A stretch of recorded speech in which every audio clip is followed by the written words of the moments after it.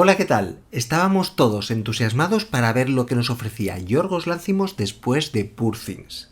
Y esta es la respuesta. Sergio, no tienes la misma energía de siempre. No tienes la misma energía que siempre, Sergio. No, Tampoco te has sentado bien. pero si he empezado con lo que me has dicho. No. Vuélvete a levantar y siéntate. Y lo das todo a tus followers. Bueno. La misma energía, por Ahora favor. voy y... Tampoco te y dije lo que te hago de justificaras. Di exactamente lo que te dije. Vale. Y por cierto, ¿has leído ya Ana Karenina? nuevo. No. Lo he intentado leer, pero es que tengo un montón de cosas. Tengo muchísimas cosas para leer. No he leído Ana Karenina. Pues vuelve a levantarte, háblales con la misma energía y léete, por favor, Ana Karenina. Te servirá para tus críticas y para la Ahora vida. empezamos.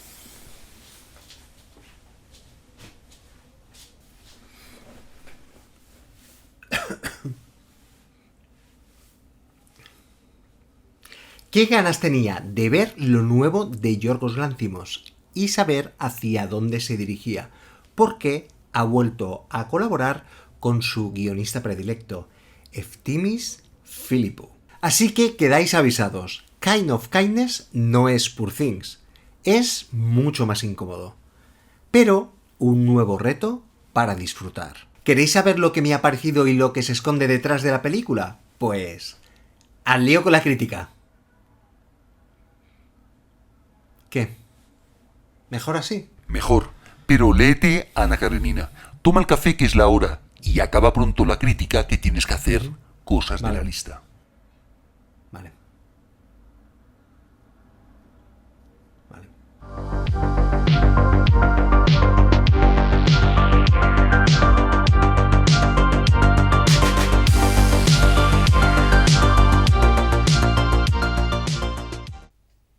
Bueno, vamos a lo que interesa y me voy a dejar llevar. Pero esta vez no me centraré tanto en la figura de Yorgos Lanthimos, ya que lo hice en la pasada crítica de Poor Things, sino que me enfocaré en su guionista, Eftimis Philippou.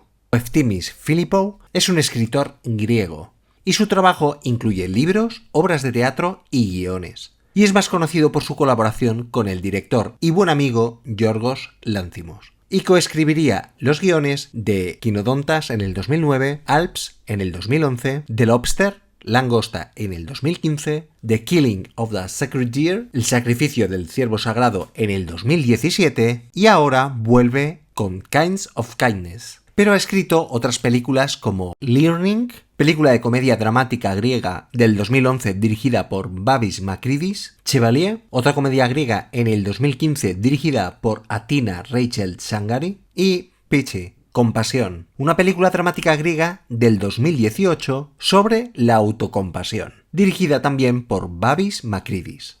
Después del rodaje de Poor Things, en plena postproducción de la película, Lanthimos y parte de su equipo probó de hacer algo diferente y más pequeño.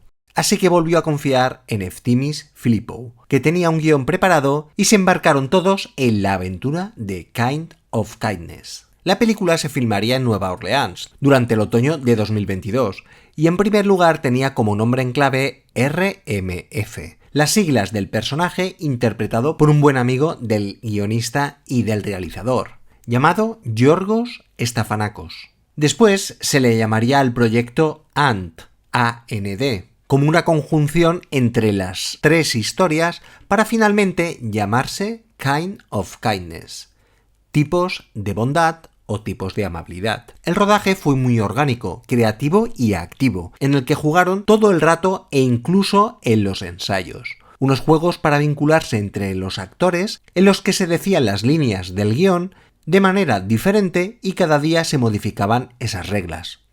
Según Lanthimos, una especie de juego de teatro griego de vanguardia, y que se aplica en todos sus rodajes.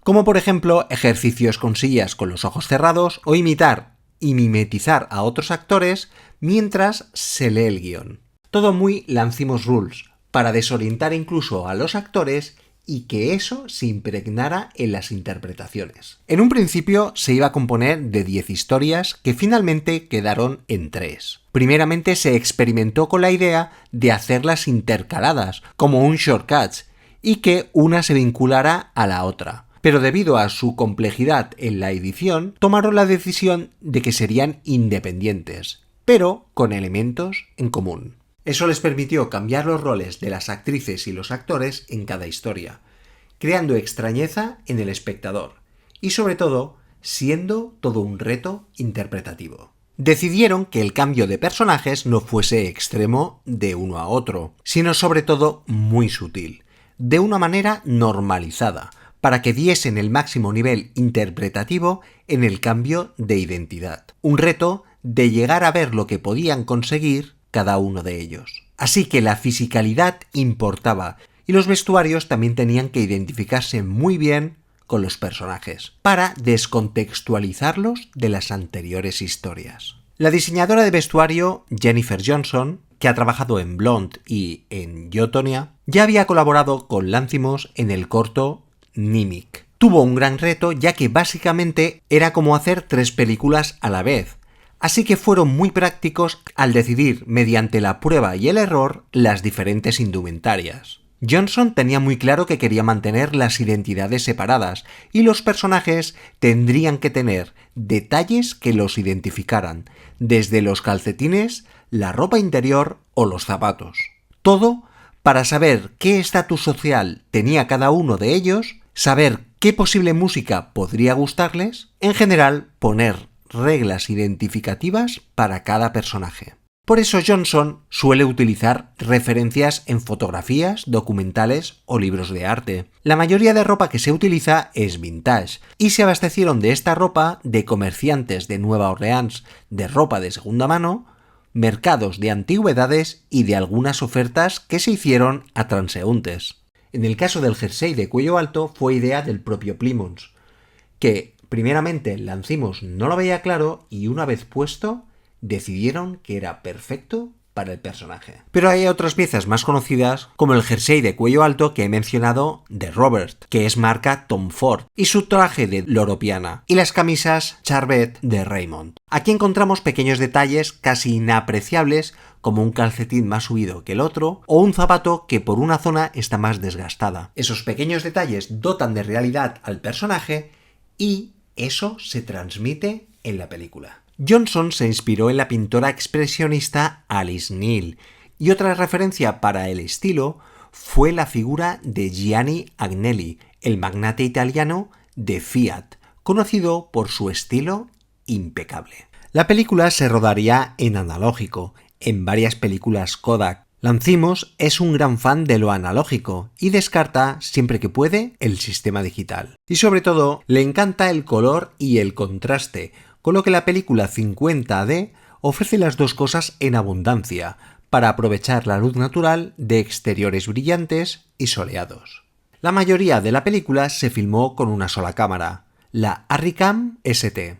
Robbie Ryan repite como director de fotografía. Recordemos que colaboró con Lanthimos en La Favorita y en Pobres Criaturas. Kinds of Kindness tiene el aspecto más plano y seco, como una especie de collage de imágenes estáticas fijas, como si varias imágenes hubieran sido cortadas, reensambladas en una imagen en 2 dimensiones. Ryan destaca su precisión visual, aunque a su vez es muy austera. Por otro lado, se utiliza también las lentes para la deformación de planos y las panorámicas, pero de una manera mucho más sutil que en Pobres Criaturas. Ryan eligió lentes anamórficas Panavision Primo, porque no se desenfocan en la parte superior e inferior del marco, un problema común con las lentes anamórficas, y es algo que para nada agrada a Yorgos Lanthimos. Para la música vuelve a colaborar el compositor Jerzy Frendix, a quien interviene en las situaciones como si fuera un músico extra, con un sonido de alarma de piano cuando los personajes intentan romper las reglas,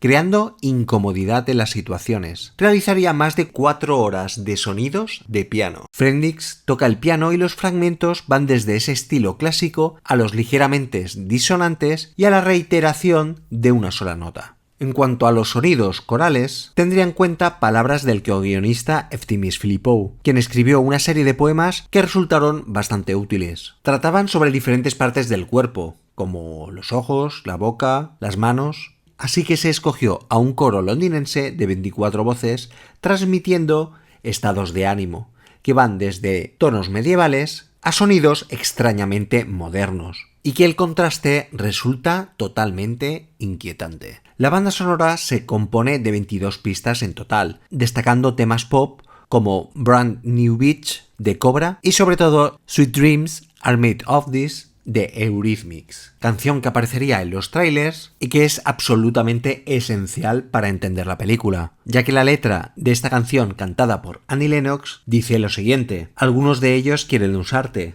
algunos de ellos quieren ser utilizados, algunos de ellos quieren abusar de ti, algunos de ellos quieren ser abusados. Así que, como se puede ver en la película, algunas personas quieren que abusen de ellas. También podemos ver una versión del How Deep Is Your Love de Margaret Qualley. Lanthimos colaboró con el diseñador de producción Anthony Gasparo para los escenarios y la estética de la película, que anteriormente había trabajado en películas como First Cow y Showing Up de A24. Las imágenes de Kind of Kindness tenían que transmitir esa absurdez del tono, así como que fueran también sutilmente surrealistas. Para la primera historia se enfocó en definir muy bien las casas de cada personaje. Para Raymond, primeramente quería retratar una casa austera y moderna, a la vez que muy imponente. Pero ese tipo de casas no abundan en Nueva Orleans, así que miraron por si podían rodar en algún espacio diseñado por el arquitecto Albert Lendner.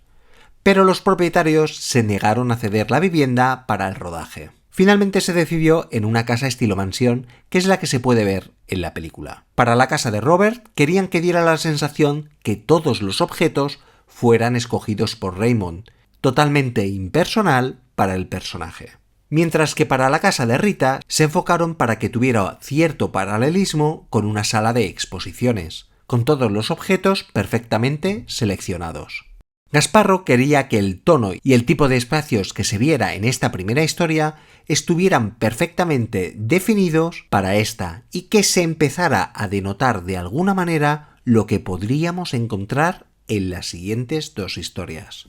En la segunda historia se centraría en el escenario más importante, la casa de la pareja protagonista, una sencilla casa blanca con accesorios de madera y grandes vidrieras. Era una casa para convivir y bastante particular. El aspecto de esta casa hacía que se diferenciaran los personajes de las otras historias. En la última historia veremos un restaurante rústico, un motel y una casa en el lago que sirve como complejo para un culto ilusorio donde se encuentran algunos de los personajes. Esta casa del lago fue uno de los espacios más difíciles de encontrar de la producción. A pesar de ser la historia final, Lanthimos y Gasparro dijeron que fue el primer lugar que encontraron antes del rodaje, un lugar perfecto para esa comuna. En general, aunque parezca todo unificado, es de una complejidad alta el crear tres mundos tan diferentes, que de alguna manera tuvieran que convivir en el mismo.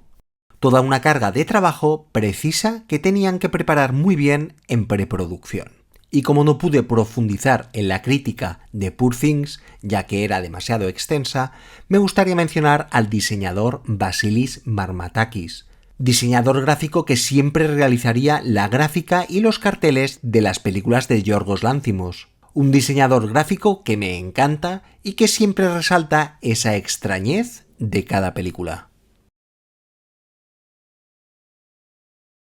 Yorgos Lanthimos vuelve a los orígenes y esto va a agradar a unos y va a enfadar a muchos. Pero los que disfrutamos con Lanthimos y su mundo histriónico estamos eternamente agradecidos. Y lo confieso, yo lo estoy, me lo he pasado en grande, porque para mí cada película del realizador es una fiesta de la realidad. En un formato de película formada por 3 mediometrajes con hilos en común, nos sigue explicando cómo funciona el mundo. Y es que las verdades duelen e incomodan, ya lo creo, y por eso tiende a no gustar.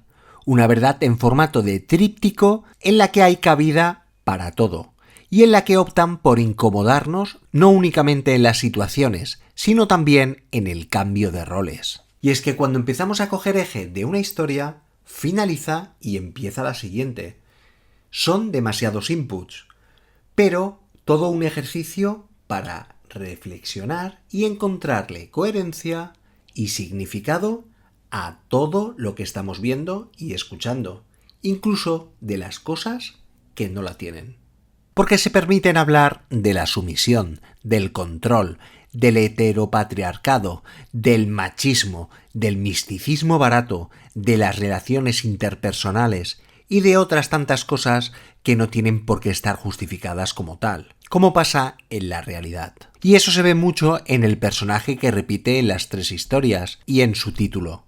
RMF. Esas siglas en principio no significan nada y en cada título dan información basada en una realidad.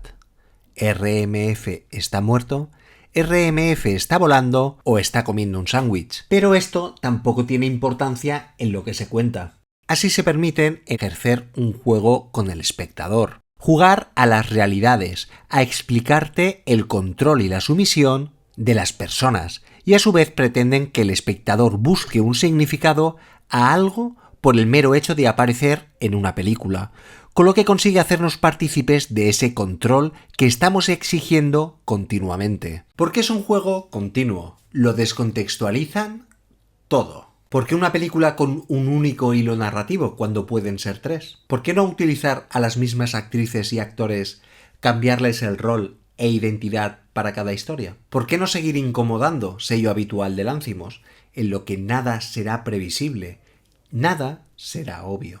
¿Por qué no poner elementos comunes en las 3 historias pero que tampoco sean importantes para la trama, como es el caso de la comida? Y tampoco encontramos un título coherente para cada una de ellas. Pero bueno, vamos a ver qué me ha parecido cada una de estas 3 historias que para mí tienen el orden perfecto, teniendo un increchendo en los conceptos que se van contando. La primera historia nos hablan de los supeditados que estamos ante la presión laboral. Rehacemos y adecuamos nuestras vidas a un horario, modificamos nuestro ocio, cambiamos nuestras rutinas, acabamos comiendo determinadas cosas e incluso afectando a nuestras relaciones sexuales. Todo aquí bajo el mandato de un jefe de una empresa, que simbólicamente representa al sistema capitalista y a la presión que ejerce en la sociedad. Nos creemos en libertad cuando firmamos un contrato vitalicio con el sistema. Un sistema que no nos deja llegar a realizar actos de victoria, a superarnos y que nos hace partícipes de un reflejo de los actos de superación ajenos. Esto está representado con los objetos que van coleccionando de deportistas, objetos que suplen el vacío de las personas.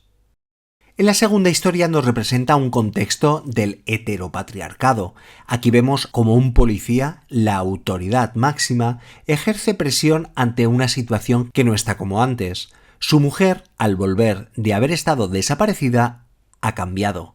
Ya no es la misma, con lo que estará sumisa a la aceptación de su marido. Vemos ciertos toques de canibalismo, ya que aquí no deja de estar presente el que nos comemos los unos a los otros, como el ejemplo de los perros que comerán cordero y siempre dejarán la tarta de chocolate, un claro ejemplo de estatus social y en el que hay un enfrentamiento por la supervivencia en el sistema, como pasa con la primera historia. Y en la tercera volveremos a encontrar el tema de la aceptación, pero ante una sociedad, representada aquí por una secta. Es imposible ser libre en tu relación en el matrimonio ni ante la sociedad, en la que necesitamos ser aceptado con unas reglas precisas y sin estar intoxicado. Aquí el agua es un elemento imprescindible. Estos van en un barco llamado HOH, H2O. Van en este y se alimentan del agua sagrada en la que depositan sus lágrimas. La depuración y la sanación por seguir unas reglas y la sumisión ante una exposición al control social. La fe es el tema clave y en la que nos dicen que finalmente hay que recurrir a la ciencia, que es la que nos dará finalmente respuestas a todo. Al final no dejará de ser una comedia oscura con esencia de fábula sobre lo que existe. Sobre lo que existe en realidad y los sometidos que estamos las personas a un sistema, a una comunidad e incluso a una familia. No se salva nada, ni los animales, que son utilizados por los humanos en una historia mientras que en otras son una metáfora de la élite social. Una ironía muy animal. Y es que en el fondo no deja de ser todo esto una jungla, y nosotros como animales que somos tenemos que sobrevivir a esta. Aquí nos proponen un ejercicio reflexivo, incómodo y transgresor, que no será apto para todos los públicos. Una película que me ha fascinado y que se ha convertido en una de mis favoritas del realizador. Rara, extraña, histriónica, con sentido del humor y con escenas nada apetecibles. Vamos, como la realidad. Para los que busquen desconectar de la vida diaria, esta no es su película. Para los que busquen otra Poor Things, esta no es su película. Para los que se han montado en el ruedo de lo cool que es Yorgos Lanthimos, esta tampoco es su película. Un filme para los que busquen un reto y algo muy diferente, y los que adoren las primeras películas del realizador griego. Aquí veremos sutiles referencias a Canino y a Alps. Y sinceramente os lo digo así, son casi 3 horas de película, la película más extensa del realizador y de las más impactantes. No por lo que dice, ni cómo lo enseña, sino porque componen los inputs de 3 películas de Lanthimos seguidas. Y esto no deja indiferente a nadie. Su reparto magnífico, pero sobre todo destacaría el actor Jesse Plemons, que lo borda siendo la interpretación más excelsa de la película, con sus 3 personajes. En general me vienen ganas de más, lo siento, me pirra Lanthimos y su libertad de poner y enseñar lo que quiera, de la manera que sea. Y eso, para mí, es lo que le hace diferente.